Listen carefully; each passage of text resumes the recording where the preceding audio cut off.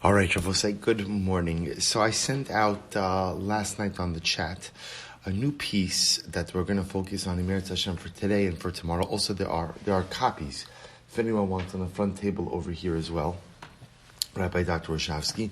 So this is from a beautiful sefer titled Mesilos B'Ohr Ha'Chassidus. So it's a beautiful multi-volume series that really captures many of the incredible ideas of the great Rebbes of the generations. And he has a piece over here that I think I saw it and I thought it was so profound, and hopefully Meretz Hashem will help to frame our Pesach experience.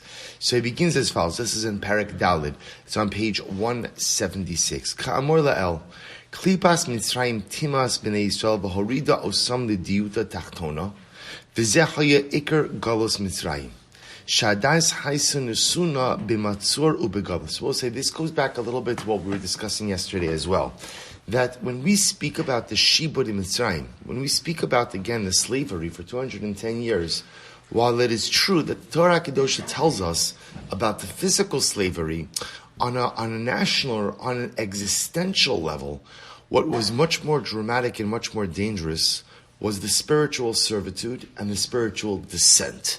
Remember again, Chazal speak about this idea that we had descended, the people had descended to the 49th level of Tumah.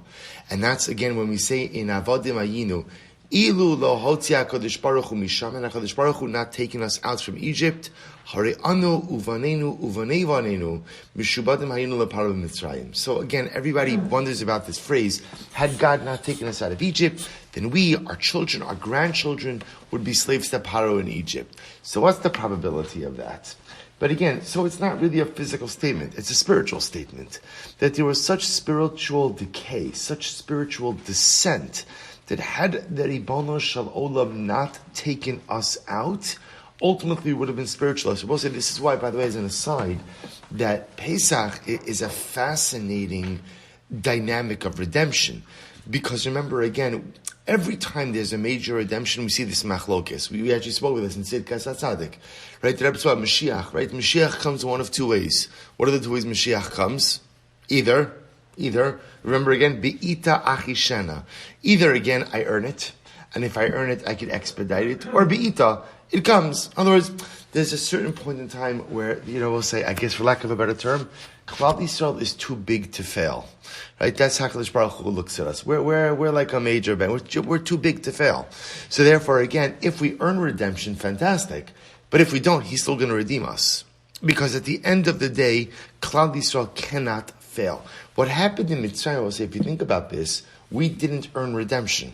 If you look at the story, we didn't earn it.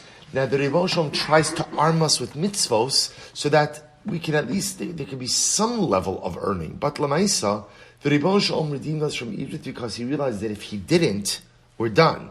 If He didn't, we disappear. So this is incredible. See here, the Mesilos writes, he says that when it comes to Mitzrayim, not only was there physical servitude, but there's a recognition that the moral and spiritual decay of Egypt had caused Klal Yisrael to descend to some of the lowest levels of Tumah. He goes on. If you look at the section that's titled Galus Haguf V'Hanefesh Tuluyos Zu B'Zu, this is a profound idea. He says, V'hinei, Biadua, Shagalus Haguf V'Galus Hanefesh Tuluyos Ukshuros Zu B'Zu. So we'll say this is really quite a profound idea. There are two different types of galus. There's a physical galus and a spiritual galus. So we'll say, what does galus mean? What does it mean to be in exile? To be in exile means to be dislocated from who and where you are. In other words, the Maharal writes about this as well, that in life, there's a place where you're supposed to be. There's a geographic place you're supposed to be, and there's a spiritual place I'm supposed to be. If I'm a Jew, so the geographic place I'm supposed to be is Eretz Yisrael. This is this notion that we have a homeland. That is the place I am supposed to be. And if I'm not there, I'm in a state of exile. But the Mesilos writes, this applies to Galus HaNefesh as well. Galus HaNefesh means when I am not holding in the spiritual place I am supposed to be, when I am not the person I need to be, that's called Galus HaNefesh. That's called an exile of the soul. And also I want to point out, so remember, a person could be standing in Eretz Yisrael, a person could be standing in the geographic place they're supposed to be, but still experiencing Galus HaNefesh, right? Spiritual exile. And by the way, we're going to see that the reverse could be true as well. Technically speaking, one could technically be in Galus HaGuf, but not necessarily be in Galus HaNefesh, which we'll see. But in any event, it points out over here that these two concepts are intertwined. Galus HaNefesh, Galus HaGuf. Exile of the body, exile of the soul are intertwined, and the common denominator is both represent I'm not where I am supposed to be. I'm not where I need to be. Ki Galus HaGashmi, Nimshach mi Galus HaRuchni. Now he says something very interesting here. He says, and you're going to see this in this sefer, the Mechaber he doesn't quote his own ideas, but he gathers again from multiple other sources. So we're going to see over here, he's quoting here from the Toldos Yaakov Yosef.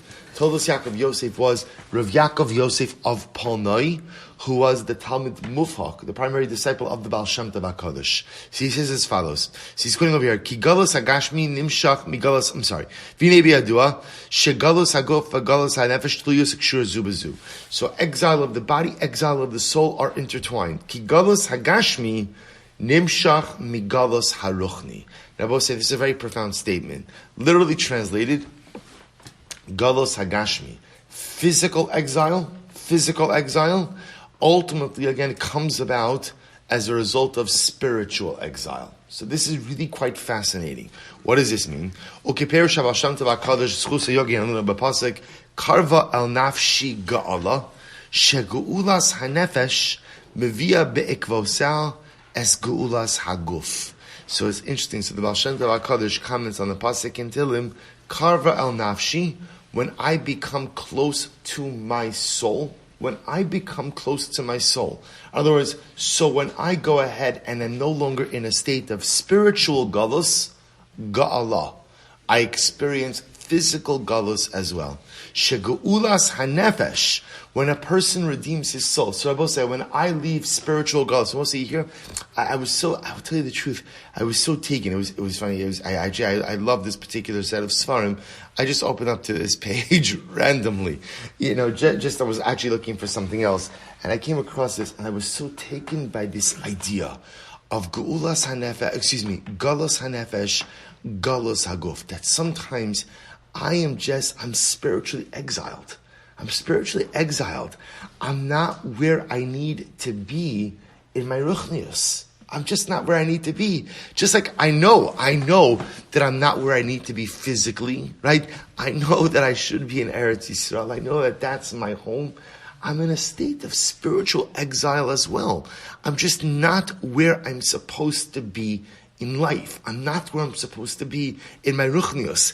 Now, the Chiddush the Baal Shem Tov says is that conversely, when a person experiences spiritual geula, right? So when a person experiences when there's geula hanefesh, when I leave spiritual exile, physical redemption, right? Physical geula follows along. He says, "Ulefichach kedei sheyinselu Yisrael migalos v'shibud gufam haya aleihem lihigal tchila migalos hanefesh ulehis orer b'tshuva shalema." Therefore, again, until this Yaakov Yosef, quoting his Rebbe, quoting the Baal Shem Tov, says something amazing.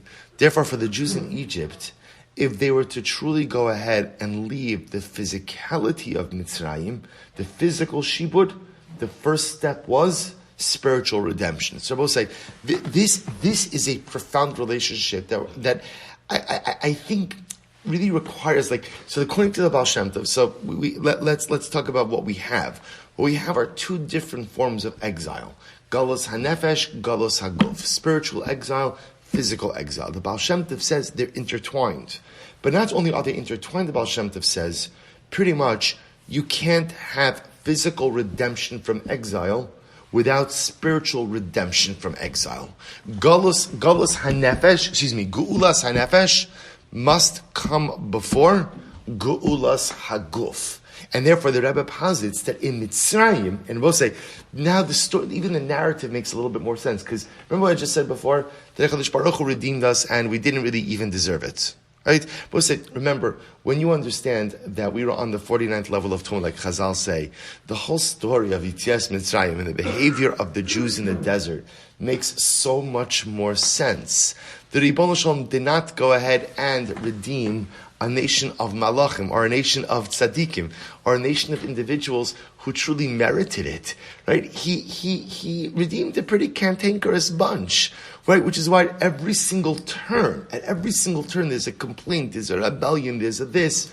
But yet, amazingly enough, what happens towards the end of the Shibud, right before we leave, there's like a frenetic pace of mitzvos. So there's Milah, there's Pesach, and even just Pesach, as we saw, Mikchal Ba'asr, we'll take it on the 10th. So many things. Why? The Baal Shem Tov said, because there was no way to physically leave Mitzrayim, there was no way to experience Ge'ulas Haguf without first redeeming the soul. Without first Ge'ulas Hanefesh. So we'll have to stop over here, but we'll pick up Emir Hashem tomorrow with this idea of the Baal Shem Tov, how Ge'ulas Hanefesh and Ge'ulas Haguf are intertwined, and ultimately, again, what it means for us.